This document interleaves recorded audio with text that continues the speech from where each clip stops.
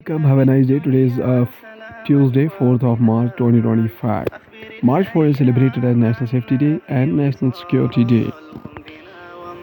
National Safety Day, celebrated on March 4 every year, celebrates the foundation day of the National Safety Council of India, which was established in 1966, aimed at promoting safety in workplaces, homes, and public areas, including activities like campaigns, demonstrations, and discussions to teach people how to prevent accidents, including a week-long campaign that includes participation from industry, trade unions, and educational institutions.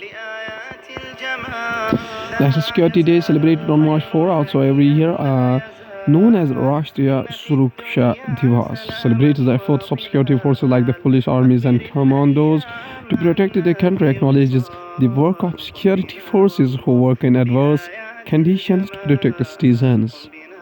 Now, starting the newspaper with the world news, including a Senate confirming McMahon to lead education department as Trump pushes to shut it down. Leonardo da Vinci's mysterious tunnels may have been found. United States Congressman wants Trump on a $250 bill, but in China that is the ultimate insult. White House seeks plan for possible Russia sanctions relief report. Chinese man loses part of intestine after an extreme labor pain test for law. Trump says United States will impose tariffs on external agricultural goods for April month. Now, starting the newspaper with the Hindu. We have Netanyahu threatens Hamas over hostages as Gaza talks reach an impasse. Palestinians shop at Sheikh Radwan market west of Gaza City before the iftar, the first breaking meal during the month of Ramadan on March 3rd, 2025.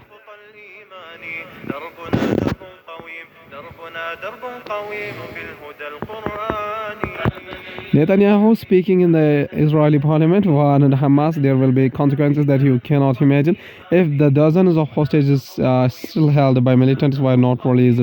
Israel's Prime Minister Benjamin Netanyahu threatened Hamas on Monday, March 3rd, 2025, with the unimaginable consequences if it did not return hostages held in the Gaza, while the Palestinian group accused his government of sabotaging the fragile procedure. The first phase of the ceasefire ended over the weekend, but talks on its future have hit an impasse after 6 weeks of relative calm in the Gaza Strip that included exchanges of Israeli hostages for the Palestinian prisoners and an influx of badly needed aid. The dispute came as Arab leaders prepared for a summit in Cairo on Tuesday, March 4, 2025, to hash out a plan for Gaza's reconstruction to counter a widely condemned proposal from United States President Donald Trump that would involve the displacement of its Palestinian population. World Food Program closes Southern Africa office after the Trump administration aid cuts. The WFP World Food Program said it had launched a multi-year plan to streamline structure in 2023, but as the donor funding outlook becomes more constrained, we have been compelled to accelerate these efforts.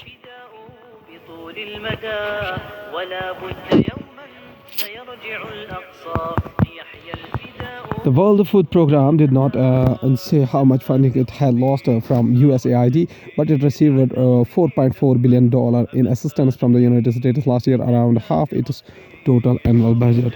The United Nations World Food Program is closing its Southern Africa office in the wake of the Trump administration aid cuts, a spokesperson said Monday, March 3rd, 2025.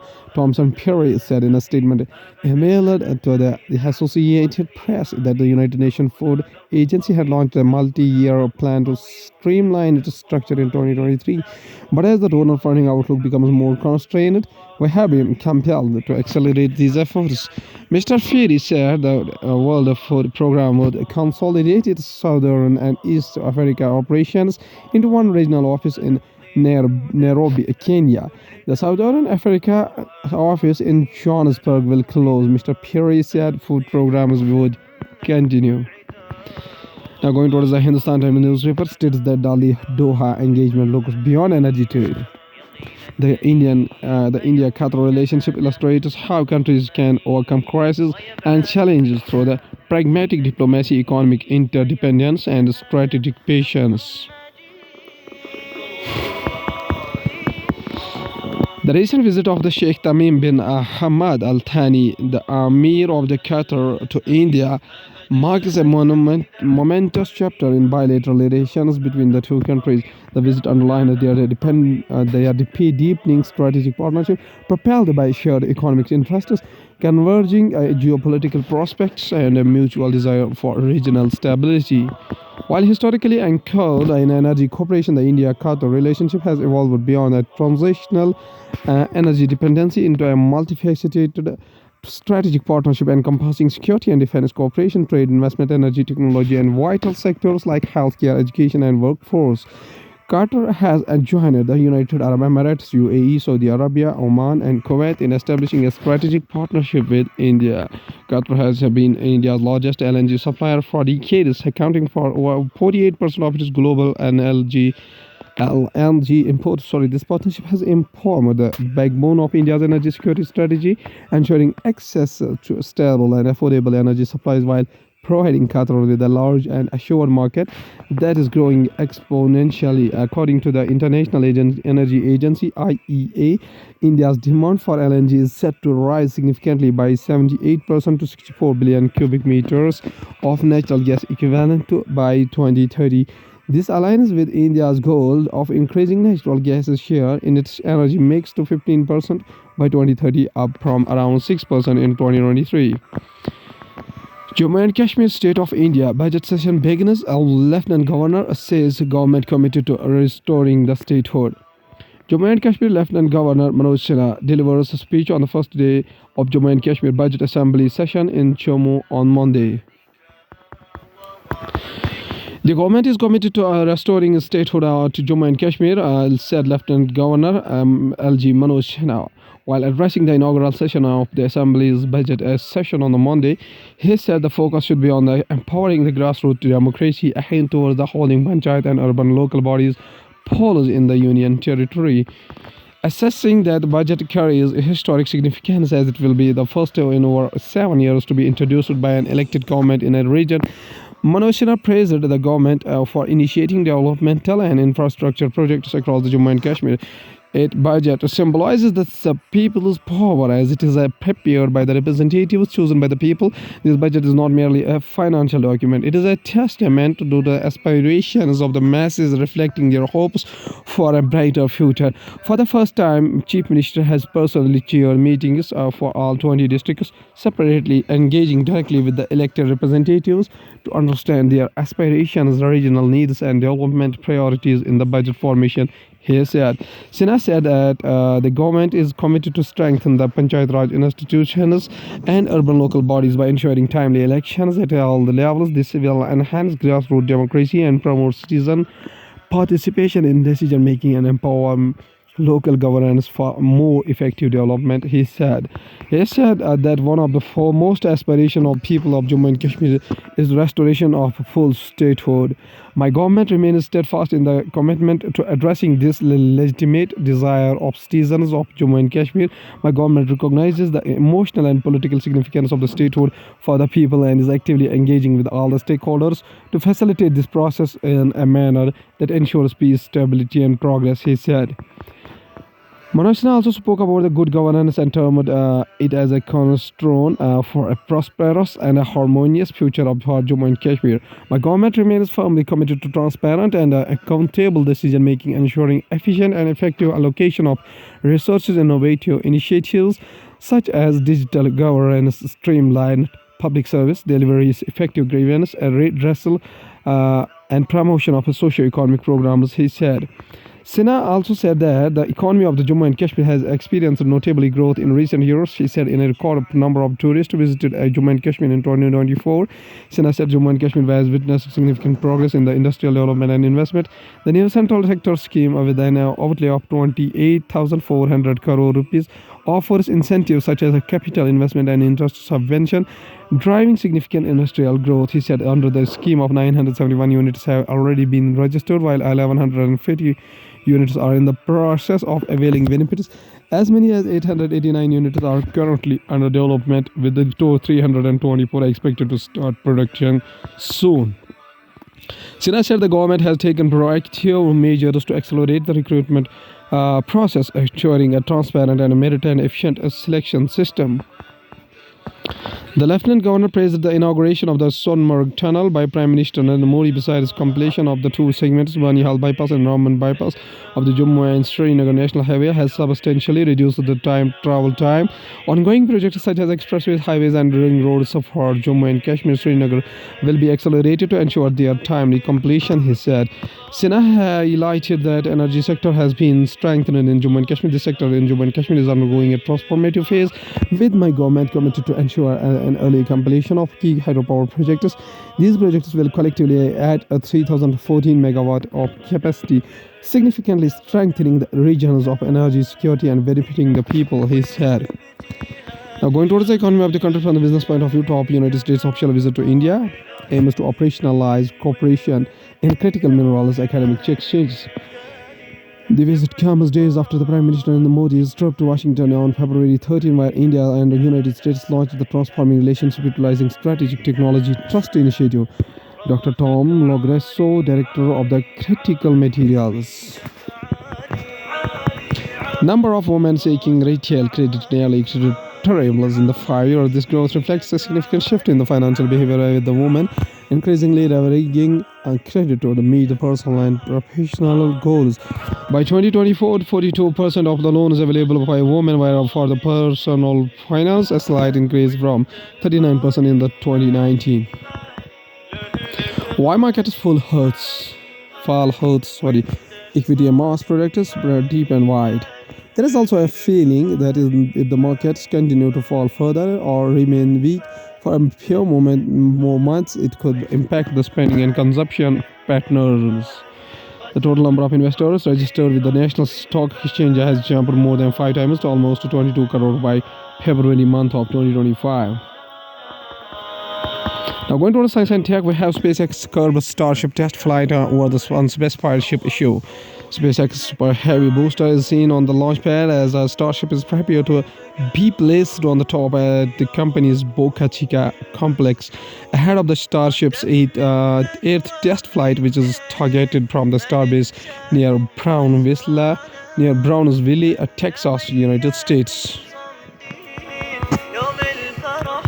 SpaceX spokesman Dan Hout said the company could have tried to launch Icon on March 4, 2025, pending the nature of the issue. SpaceX on Monday, March 3, 2025, called off its eighth Starship test flight from the Texas for an unspecified issue on the rocket system's core ship, delaying for at least 24 hours the company's attempt to deploy the mock Starlink satellite in the space for the first time. The test mission would have been the first Starship launched since the month of January. Mission ended 8 minutes into the flight when Starship, the main top half of the rocket, exploded over the Caribbean Sea, sending fiery debris raining over the Turks and the Caicos Islands and prompting a federal probe. Scubs occurred during a pause to launch the countdown 40 seconds from the liftoff. That was triggered so SpaceX employees could investigate an issue on the rocket, according to the company live stream. SpaceX spokesman Dan Hout said the company could try to launch again on Tuesday, March 4, as 2025, pending the nature of the issue. On the World Wildlife Day, focus on Tamil Nadu's lesser-known species, Indian flapshell turtle, Lysemmis punctata, a species of the freshwater turtle found in the Kaveri region.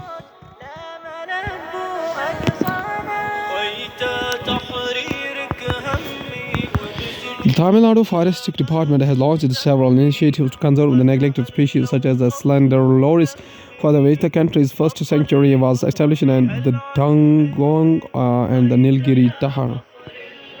When we think of wildlife, the iconic images of the lions, tigers, and elephants often come to mind. While these big cats and mammals are undoubtedly important, there are countless lesser known species that deserve equal, if not more, attention. Notably, the Tamil Nadu Forest Department has launched several initiatives to conserve neglected species such as a slender loris, for which the country's first sanctuary was established, the Dugung and the Nilgiri Tahar. In the light of the Wildlife Day 2025 observed annually on March 3rd, that was yesterday, here are some of these less famous wildlife that conservationists and researchers in Tamil Nadu are working tirelessly to protect. One species is the elusive Eurasian otter, found along the Tamare Bherani River. These shy nocturnal creatures are often difficult to spot as explained by Albert Peter Christopher, an ecologist with the Ashoka Trust for Research in Ecology and Environment, ATREE. While India is home to three other species, the Eurasian otter is listed to near threatened by the IUCN. Otters play a crucial role in their ecosystem as the keystone species and help maintain the balance of the ecosystem and support diversity. Mr. Christopher, who works at ATREE's Agasthalmalia community-based conservation center, has also contributed to research on the soft shell turtles in the Kaveri Delta. Indian Space Research Organization releases second set of scientific data from Aditya L1 mission. Aditya L1, the first space spacer in an observatory to study the sun. Data which is available on the dedicated portal comprises scientific information about the sun's photograph, chromosome, and its outer atmosphere.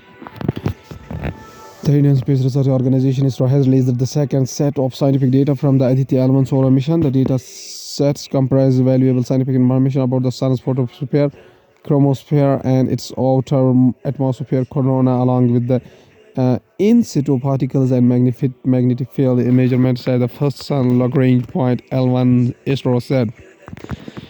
India launched multinational alliance for the city-to-city collaboration. Union Minister of Housing and Urban Affairs Manohar Lal seen at the launch of the 12th Regional 3R and Circular Economy Forum in the Asia and the Pacific in Jaipur.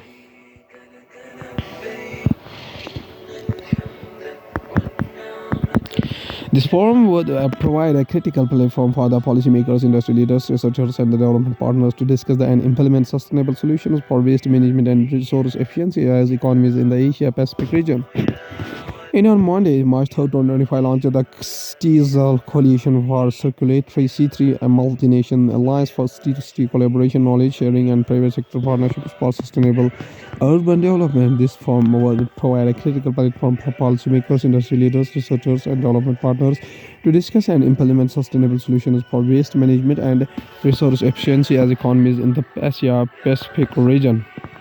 Prime Minister Narendra Modi, in a special written message to delegates at the launch, said that India follows and strongly advocates the pro-planet people approach and highlighted the role of 3Rs and circular economies principle in ensuring sustainable urban development and resource efficiency. He highlighted the role of 3R, reduce, reuse, and recycle, and circular economy circle principles in ensuring the sustainable urban development and resource efficiency, and has also mentioned that India has always been more than willing to share its experiences and learning in its journey towards creating a circular economy. Understanding the complexities involved in disease surveillance in India. Disease surveillance involves systematically collecting, analyzing, and interpreting health data to identify, monitor, and control disease.